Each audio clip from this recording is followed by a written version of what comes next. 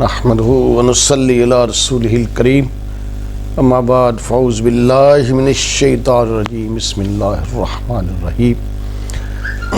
شعور T V کے ناظرین، شعور زندگی کے عنوان پر سابقہ جتنی بھی نشست ہوئی ہیں ان میں ایک ہی بات کو پر زور دیا جاتا ہے کہ انسان اشرف مخلوقات ہونے کے حوالے سے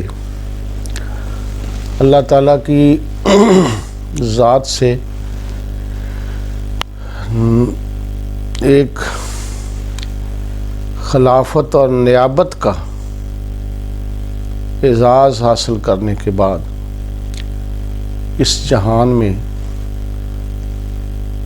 زندگی کے بس روز و شب گزارتا ہے اور اسے ایسی شناسائی اور ایسی روشنائی چاہیے جس کی بنیاد پر وہ اپنے فطرت شناس ہو اور فطرت کے مطابق زندگی بسر کرے۔ سابقہ نشست میں میں نے ایک روانی کے ساتھ گفتگو میں یقین کے 3 مدارج بیان کیے تھے۔ علم الیقین پہلا ہے، اور پھر عین الیقین، اور تیسرا ہے حق الیقین۔ اس عنوان کو ان تینوں عنوانات جو ہیں یا ان تینوں مقامات و مدارج کو ایک لفظ میں بیان کیا جائے تو اسے کہیں گے رویت حق تعالی۔ رویت کا معنی دیکھنا ہے۔ یہ شعور کی اعلیٰ ترین صورت ہے، اور یہ ہے کیا؟ مورت میں صورت کا دیکھنا۔ ابتدا میں آیات الہیہ کی رویت ہے، یعنی اللہ تعالیٰ کی نشانیوں میں اس بے نشان کا مشاہدہ کرنا۔ ناظرین، کائنات کی تمام مادی یا غیر مادی اشیاء کو اگر الفاظ کہا جائے تو ان کے معنی تک پہنچنا رویت ہے۔ گویا جو آیات الہیہ پر تفکر یا تدبر کا ہمیں درس ملتا ہے، اس میں یہی بات بطور خاص ہے کہ ہم تمام اشیاء مادی یا غیر مادی ان کے وجود تک رسائی حاصل کریں، ان کے وجود کا فہم حاصل کریں۔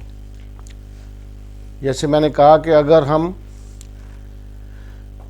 ان تمام اشیاء کو حرف کہیں یا لفظ کہیں تو ان کے معنی کو ہم حقیقت کہتے ہیں۔ اب یہ بات قابل غور ہے کہ جملہ اشیاء جو ہم مادی شکل میں دیکھ رہے ہیں، ان کا ایک وجود بھی ہے جو غیر مادی ہے۔ اور یہ بات بھی نوٹ فرمائیں کہ ہر وہ چیز جو مادی ہوتی ہے، جو جسم رکھتی ہے، اس کا کوئی وجود بھی ہوتا ہے۔ اور یہ ضروری نہیں ہے کہ کوئی چیز جو وجود رکھتی ہو وہ کوئی صورت بھی رکھتی ہو، اس کی کوئی مورت بھی ہو، یا اس کا کوئی جسم بھی ہو۔ عالم اجسام میں ہم جتنی اشیاء دیکھتے ہیں یہ یہ تمام کے تمام جو ہے اللہ تعالیٰ کی قدرت کا مظہر ہے، اور تمام اشیاء میں اللہ تعالیٰ کی ذات کے جلوے مضمر ہیں۔ اگر ہم ان کی حقیقت سے پردہ اٹھائیں اور ہم ان الفاظ کے معنی تک پہنچیں تو پھر ہی ہم ان کے حوالے سے یا ان کے ذریعے سے اللہ تعالیٰ کی ذات کی پہچان کر سکتے ہیں کہ حق تعالیٰ کی جو پہچان ہے وہ ذاتی طور پہ ممکن نہیں ہے، صفاتی طور پر ہے۔ مثال کے طور پر ہم سورج کو اگر ایک لفظ سمجھتے ہیں جو کہ ایک مادی چیز ہے، تو اس کا کوئی وجود ہے اور وجود اس کا غیر مادی ہے، اور ہر مادی وجود کو فنا ہے، ہر مادی جسم نے ایک نہ ایک دن فنا ہونا ہے، لیکن اس کا جو وجود ہے وہ غیر مادی اور غیر فانی ہوتا ہے۔ اب سورج کی روشنی اور اس کی حرارت یہ اس کا یعنی وجود ہے جو اپنے اثرات چھوڑتا ہے، اور ان اثرات کو ہم ان کے جو لمبے عرصے تک، بلکہ کہہ لیں کہ نہ ختم ہونے کے عرصے تک دیکھتے ہیں۔ اسی طرح اگر ہم پھول کو ایک حرف کہتے ہیں، ایک لفظ کہتے ہیں، تو خوشبو اس کا معنی ہے کہ بغیر خوشبو کے ہم پھول کو پھول ہی نہیں کہتے، کیونکہ مقصود جو ہے وہ خوشبو ہے۔ اگر خوشبو نہیں ہے کسی پھول میں تو وہ بناوٹی ہوگا یا کاغذی ہوگا یا پلاسٹک کا ہوگا، اور ہمیں اس سے کوئی سروکار نہیں ہوتا، کیونکہ مقصود جو ہے خوشبو ہے اگر، تو پھر ایک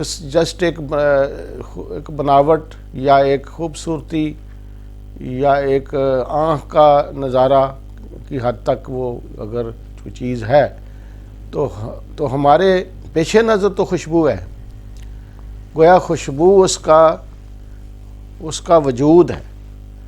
پھول ایک اگر جسم ہے تو خوشبو اس کا وجود ہے۔ وہ پھول مسلا جاتا ہے، ختم ہو جاتا ہے، لیکن اس کی خوشبو ہمیشہ قائم رہتی ہے۔ وہ فضاؤں اور ہواؤں کو معطر کر کے اپنا کچھ نہ کچھ حصہ جتنا بھی اس کا ہے وہ حصہ ڈالتی ہے۔ تو گویا ہر چیز جو اللہ تبارک تعالیٰ نے پیدا کی ہے اس کا کوئی نہ کوئی مقصد ہے، اور وہی اس کا وجود ہے۔ اگر ہم خوراک کھاتے ہیں، اشیاء خورد و نوش ہیں، تو وہ ایک جسم رکھتی ہیں، اور مادی جسم کو اس مادی اجسام کی ہی ضرورت ہے، مگر وہ جو اس کی حقیقت کیا ہے ان اشیاء خورد و نوش کی، جتنی بھی نعمتیں ہیں کھانے پینے کے حوالے سے، وہ ساری کی ساری مقصود ان کا باڈی کو طاقت پہنچانا ہے، انرجی دینا ہے۔ اگر کسی میں انرجی نہیں ہے، اگر کوئی چیز کھانے پینے سے جسم کو طاقت نہیں پہنچتی، تو واضح ہے کہ وہ چیز کسی فائدے کی نہیں ہے۔ تو وہ جو اس کے اندر جوہر رکھا گیا ہے، جو اس کے اثرات ہیں، وہ غیر مادی ہیں۔ جسم میں خوراک جاتی ہے، طاقت ملتی ہے جسم کو، باقی جو ہے وہ اس کا اخراج ہو جاتا ہے۔ تو گویا طاقت اس کا وجود ہے، اور وہ طاقت جب کسی مرد بندے میں یا کسی عورت میں یا دیگر موال مویشیوں میں جاتی ہے تو وہ اس سے کچھ ہمیں ثمرات ملتے ہیں، اس طاقت سے ہم کچھ نہ کچھ فوائد حاصل کرتے ہیں، اس کا کسی نہ کسی جگہ مظاہرہ ہوتا ہے، اور وہ جتنا حصہ اس کی طاقت کا وہ پہنچا سکتا ہے یا پہنچتا ہے اسے، وہ ہمیشہ وہ تو قائم و دائم ہے۔ تو اس حوالے سے اگر دیکھیں تو بعض ایسی خورد و نوش اشیاء ہیں جو کم انرجی والی ہیں اور کچھ ہیں جو زیادہ طاقت والی ہیں۔ اب اگر ہم اس پر غور کریں تو تھوڑی چیز کھانے سے بھی زیادہ طاقت ملتی ہے، اور زیادہ چیز کھانے سے ہو سکتا ہے اتنی وہ طاقت نہ ملے۔ اگر کسی حکیم کا نسخہ کھائیں، کوئی کشتہ کھائیں، تو وہ تو کہتا ہے کہ یہ آپ نے بہت یعنی تھوڑی مقدار میں کھانا ہے، اگر زیادہ کھایا گیا تو آپ کا جسم برداشت نہیں کرے گا۔ تو گویا اس میں جو انرجی ہے وہ اصل ہے اس کی، وہ تھوڑی چیز کھانے سے ہی بندہ جو سیرا ہو جاتا ہے اور اس کو کافی دیر تک بھوک جو ہے وہ محسوس نہیں کرتا۔ اگر کوئی صبح سویرے 3-4 روٹیاں کھا کے اس کی بھوک اترتی ہے، تو اس کے مقابلے میں اگر اسے کوئی انرجی والی چیز دے دی جائے جس میں زیادہ قوت ہے، تو فرض کیا گھی دے دیا جائے، مکھن دے دیا جائے، تو وہ تھوڑی مقدار میں ہی اس کی جو ہے طاقت کو جسمانی طاقت کو بحال کرتا ہے، رکھتا ہے، اس لیے اسے سارا دن بھوک نہیں لگتی۔ تو گویا جو چیز ہمیں درکار ہے وہ اشیاء خورد و نوش نہیں ہے بلکہ قوت ہے، طاقت ہے۔ اب طاقت جو ہے وہ ضروری نہیں ہے کہ کھانے پینے سے ہی میسر آئے۔ جیسے ایک معروف ایک واقعہ ہے کہ ایک اللہ والے تھے، کوئی ولی اللہ، وہ ذکر الہی میں مشغول تھے، تو انہیں کچھ بھوک محسوس ہوئی، تو اللہ کی بارگاہ میں دعا کی کہ یا رب العالمین مجھے کچھ کھانے کو مل جائے۔ پوچھا کیوں؟ اور میں عرض کی کہ اس لیے کہ میری جسمانی طاقت باہر رہے تو میں ذکر الہی میں مصروف رہوں۔ تو اللہ تعالیٰ نے فرمایا کہ پھر اس کا مطلب کہ تجھے کھانا پینا نہیں چاہیے، تجھے طاقت چاہیے۔ میں نے کہا جی مجھے طاقت چاہیے، تو فرمایا چلو تمہیں ایسے ہی دے دیتے ہیں۔ اب اسے اللہ کا جو اذن تھا اس کے مطابق اس کے جسم کو طاقت پہنچ گئی۔ تو گویا یہ جسمانی جو ضروریات ہیں اس حوالے سے یہ ساری کائنات ہے۔ اس ساری کائنات کو میرا کہنے کا مقصد تھا کہ ساری کائنات پر اگر آپ غور و خوض کرتے جائیں اور ہر چیز جو دنیا میں نظر آ رہی ہے اس کو اگر آپ بغور دیکھیں تو وہ مادی ہونے کے ساتھ ساتھ غیر مادی بھی ہے، اور فانی ہونے کے ساتھ ساتھ غیر فانی بھی ہے۔ گویا اس کا جسم تو فنا ہوگا، لیکن اس کے جو اصل مقصد، جس مقصد کے لیے وہ پیدا کیا گیا تھا اس کو، اور اس کے جو اثرات یا ثمرات جس کو بھی ملنا تھے وہ جب ملتے جاتے ہیں تو اس کا مطلب ہے کہ وہ ہمیشہ کے لیے قائم ہے۔ تو ایسے ہی آیات الہیہ پر جو غور کرنے، تدبر کرنے کا حکم ربی ہے قرآن پاک میں، تو وہ آیات سے مراد بھی یہی کائنات ہی ہے۔ یعنی ہم عام فہم تو لیتے ہیں کہ یہ قرآن پاک کی جو آیتیں ہیں جو تلاوت کی جاتی ہیں تو ان کا پھر پہلے ترجمہ کیا جاتا ہے، پھر اس کا فہم حاصل کیا جاتا ہے، پھر اس کا فیض حاصل کیا جاتا ہے۔ تو یہ بات بھی درست ہے، مگر اگر آپ اس کی صحیح معنوں میں اس کی تشریح پڑھیں اور اہل علم اور اہل شعور لوگوں سے اس کے بارے سنیں تو وہ فرماتے ہیں کہ یہ آیات الہیہ جس پر تدبر کرنا ہے، غور کرنا ہے، وہ یہ ساری یونیورس ہے، یہ کائنات ہے ساری۔ اس کائنات میں آپ جو بھی چیز کو پر غور کریں گے تو بالآخر آپ کی توجہ جو ہے وہ اس چیز کے پیدا کرنے والے کی طرف جائے گی.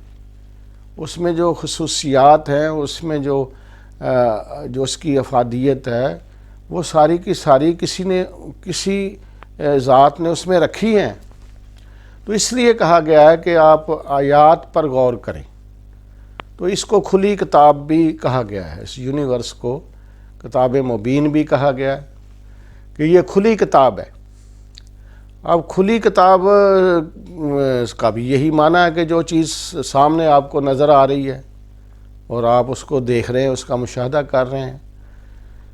تو اس میں آپ قرآن پاک میں جو کچھ بھی آپ پڑھیں گے، سورہ بقرہ ہے تو بقرہ کا معنی گائے ہے. تو گائے تو وہ تو جو لفظ ہے بقرہ، وہ تو ایک اس کا نام ہے. وہ حقیقت میں تو دیکھنی ہے تو وہ کسی باہر کھیتوں میں چرتی نظر آئے گی، کسی ذمہ دار کے پاس، کسی گوالے کے پاس بندھی ہوئی نظر آئے گی. اسی طرح کوئی بھی آپ دیکھیں، سورہ فیل ہے تو فیل ایک جہاں ہاتھی ہے جو جس کو آپ دیکھنا چاہیں گے تو پھر تو آپ کو باہر کہیں یونیورس میں جھانکنا پڑے گا، اس کائنات کی طرف ہی توجہ کرنی پڑے گی. تو جتنی بھی صورتوں کے نام ہیں، وہ ساری صورتوں کے جو نام ہیں، ان کے جو اجسام ہیں وہ کائنات میں کہیں نہ کہیں نظر آئیں گے آپ کو. اور انہی پر غور و خوض کرنے سے ہی ہم جو ہے وہ کسی ذات کی طرف ہماری توجہ جاتی ہے.